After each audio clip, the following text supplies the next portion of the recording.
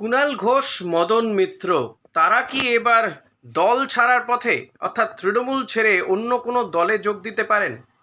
এমন একটা আশঙ্কা কিন্তু দেখা দিচ্ছে।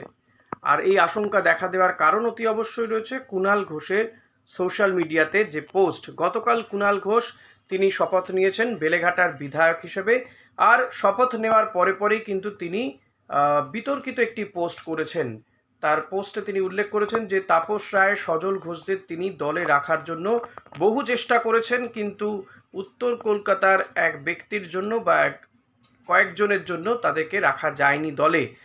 তাপস রায় এবং সজল ঘোষ আপনারা প্রত্যেকেই জানেন, দুজনেই কিন্তু তৃণমূল কংগ্রেসের ছিলেন। তো কুণাল ঘোষের এই পোস্টের পরে কিন্তু এই আশঙ্কা আরও বেড়েছে যে কুণাল ঘোষ হয়তো বিজেপিতে যোগ দিতে পারেন। এবং গতকাল বিধানসভার লবিতে মুখ্যমন্ত্রী তাকে বলেন যে জিতে তো গেলেন, এবং কুণাল ঘোষও তাকে নমস্কার করেন। এই সব কিছু থেকে কিন্তু দুয়ে দুয়ে চার করা শুরু হয়েছে যে কুণাল ঘোষ হয়তো বিজেপি সেখানে জয়েন করতে পারেন, তৃণমূল ছেড়ে দিতে পারেন। তবে কুণাল ঘোষ তিনি বলেছেন যে তিনি তৃণমূলেই ছিলেন, তৃণমূলেই আছেন, তৃণমূলেই থাকবেন। এর আগে অবশ্য তিনি বলেছিলেন। আর একজনের কথা বললাম, তিনি হচ্ছেন কামারহাটির বিধায়ক মদন মিত্র। তিনি একটা সময় রাজ্যের মন্ত্রীও ছিলেন, ক্রীড়া পরিবহন দপ্তর সামলেছেন।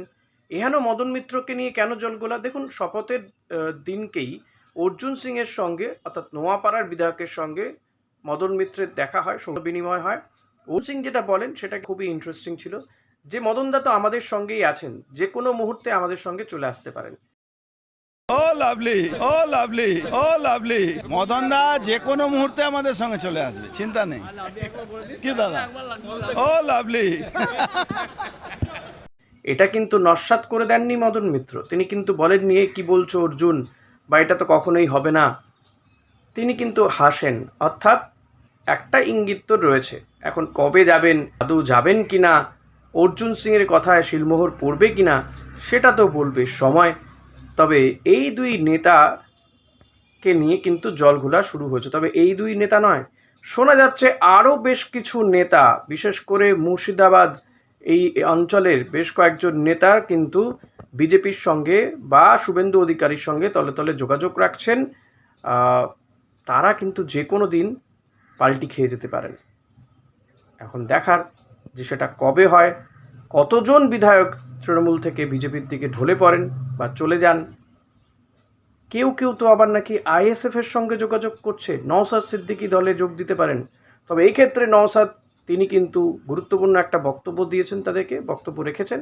তার বক্তব্য যদি সত্যিই আইএসএফে যোগ দিতে হয়, তাহলে ভাই আগে বিধায়ক পদ ছাড়ো, তৃণমূলের টিকিট ছেড়ে তিনি তোমরা আসো আমার দলে যোগ দাও, বিধায়ক পদ ছেড়ে দিয়ে আবার ভোটে দাঁড়িয়ে জিতে এসো আইএসএফ এর টিকিটে, তারপর বোঝা যাবে, তখন বুঝবো। আর এটা কেউ কি করবেন? আমার তো মনে হয় না যে কেউ এটা করতে চাইবেন বলে।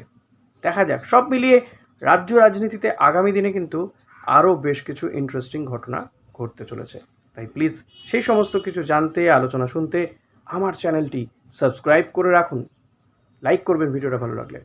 Thanks a lot.